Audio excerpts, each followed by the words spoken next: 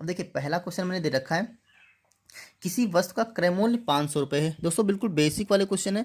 क्रय मूल्य 500 रुपये और विक्रय मूल्य 600 रुपये है, तो प्रतिशत लाभ या हानि ज्ञात कीजिए। अब देखिए यहाँ पर सीपी कितना है, क्रय मूल्य हमारा 500 रुपये है और विक्रय मूल्य मतलब सेलिंग प्राइस हमारा है 600 रुपये।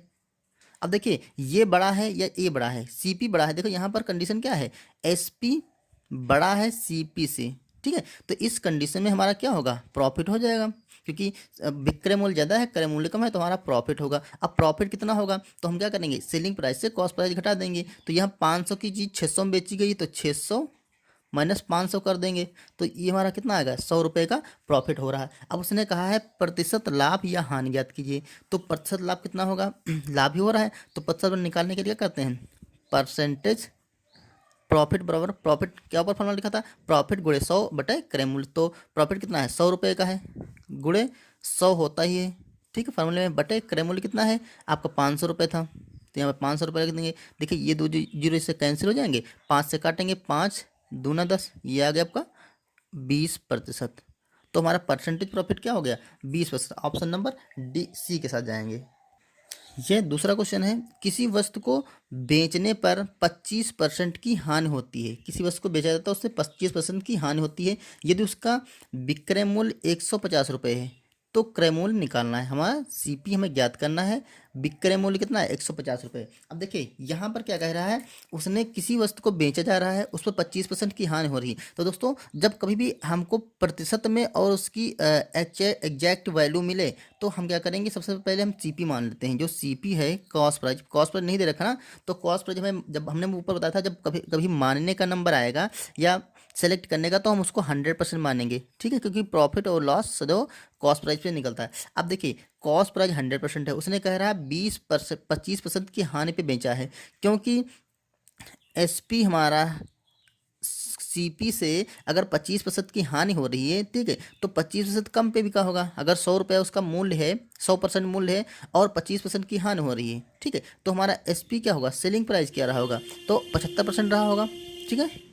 क्योंकि 100 रुपये की चीज़ हमें 25% की हानि बिकी, तो 75 रुपये उसका मूल्य हो गया, तो ये 75% है। और उन्होंने कहा है यही विक्रय मूल्य, यही बराबर है किसके, 150 रुपये के, 150 रुपये के, ठीक। अब उसने कहा है कि क्रय मूल्य निकालो, तो देखो 75% की वैल्यू 150 रुपये दे रखी है, तो क्रय मूल्य आपका कितना है, 100% है, तो इसका 100% निकाल लेते हैं। तो दोस्तों अगर ये 100% आपको निकालना, देखिए एक एक नियम यहाँ पे लगाते हैं। 100% बराबर, ये 75% बराबर इतना रुपया है, तो 100% बराबर कितना हो जाएगा, 150 गुणे करते हैं 100, जितने परसेंट निकालना होता है उतने यहाँ पे लिखते हैं, और जो यहाँ पर दे रखा होता है उसको जस्ट नीचे करते हैं। ये 75 कर देंगे, बस इसको सॉल्व कर लेंगे। तो देखिए ये कटेगा आपका 25 से काट, 5 से 15 से काटे, 15 एकम 15, ठीक है, जीरो, और 15 25 75, और यहाँ 5 से काटेंगे, 5 दूना 10, जीरो, तो ये आपका आ गया 20 दहम 200, ठीक है। तो ये 200 रुपये आपका क्या हो गया, क्रय मूल्य हो गया, मतलब सीपी आपका हो गया 200 रुपये, ठीक है। तो हमने उस वस्तु को 200 रुपये, ऑप्शन नंबर बी के साथ जाएंगे। अब देखिए किसी वस्तु को 48 रुपये में बेचने पर 20% की हानि हुई, 48 रुपये में बेचा गया और 20% की हानि हुई, तो कह रहा है 20% लाभ ज्ञात कमाने के लिए विक्रय मूल्य क्या होगा। अब देखिए 48 रुपये में बेची गई और 20% की हानि हो गई, तो हमने अभी क्या बताया था आपको, जब कभी भी हमारे सीपी लेने का नंबर आएगा तो सीपी कितना मानेंगे, क्योंकि कॉस्ट प्राइस नहीं दे रखा कहीं पे ना, तो हम क्या करेंगे, कॉस्ट प्राइस इसको मानेंगे 100%। उसने कहा 20% की हानि पर बेची गई, पहले इतने पे बेचा गया तो 20% की हानि हो गई। दोस्तों ये दो हमें इंफॉर्मेशन इसलिए दे रखी हैं जिससे हम कॉस्ट प्राइस निकाल सकें। तो देखिए फिर 20% का लाभ कमाने के लिए हम निकाल लेंगे, तो कॉस्ट प्राइस हमारा है, तो सेलिंग प्राइस क्या हो जाएगा, सेलिंग प्राइस हो जाएगा, 20% की हानि हुई है ना, तो 100 का कितना रह जाएगा, 80% रह जाएगा। 80% पे हमें वो वस्तु बेची गई है, ठीक। अब 80% का जो रेट है वो दे रखा है 48 रुपये, ऐसा ऊपर कोई क्वेश्चन हम लगाया था, 80% का रेट 48 रुपये है, तो उसने कहा है कि 20% का लाभ कमाने के लिए अगर 20% का प्रॉफिट हो रहा है, तो हमारा जो सेलिंग प्राइस होगा, अब बताओ कितना हो जाएगा, 20% का लाभ हो रहा है तो सेलिंग प्राइस कितना हो जाएगा, 20% की हानि हो रही थी तो 100 से हम 20 घटा दे रहे थे, अब 20% का लाभ हो रहा है तो 100 में 20 जोड़ देंगे, तो 20% हो जाएगा। ठीक है दोस्तों, ये प्रतिशत से निकालते हैं तो आसानी से हो जाएगा।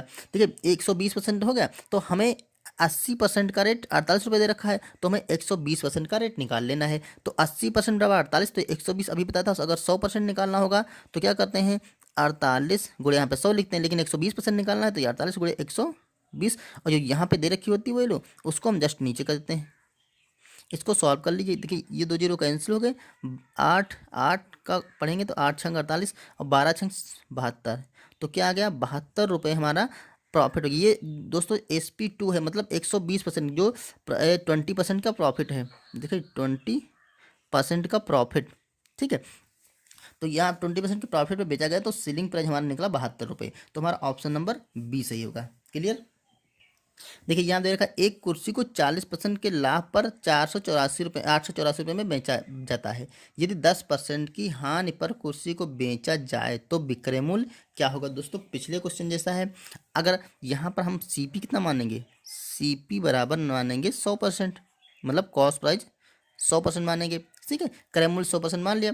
उसने कहा है उसको 40% के लाभ पे बेचा गया और बेचा जाता है 848 रुपये में। तो देखिए 40% का जो प्रॉफिट होगा इस पर जब बेचा जाएगा तो सेलिंग प्राइस हमारा क्या हो जाएगा, सेलिंग प्राइस हमारा हो जाएगा 840।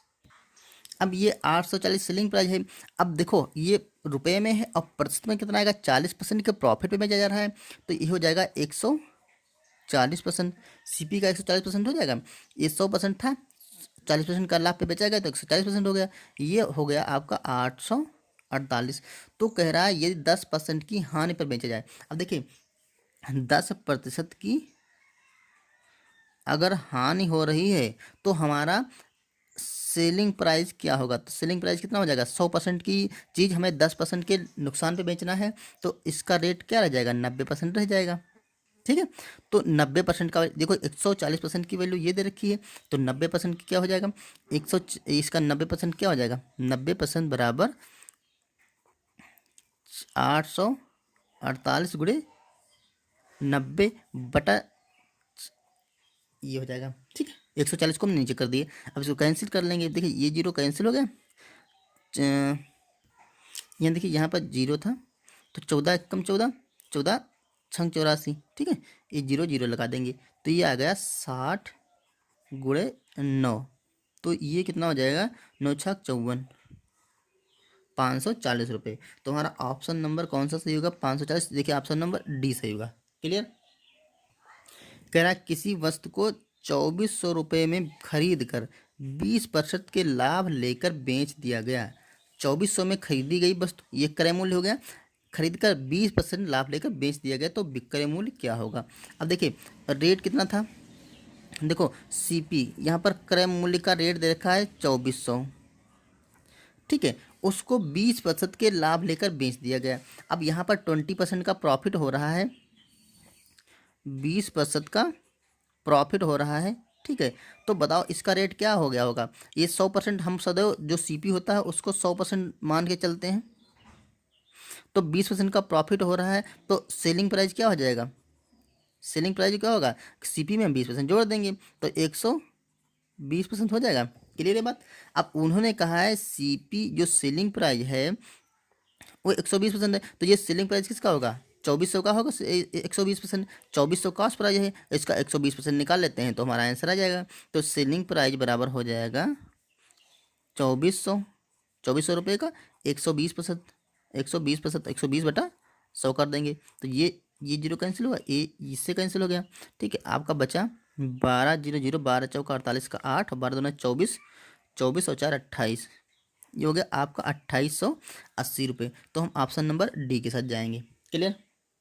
आइए इसी क्वेश्चन का हम दूसरा तरीका बताते हैं। देखिए ये 2400 रुपये की चीज़ खरीदी गई, 10% का 20% का प्रॉफिट हो रहा है। तो देखिए 2400 पे हमें 20% का प्रॉफिट हो रहा है, तो 20% का प्रॉफिट निकाल लेते हैं।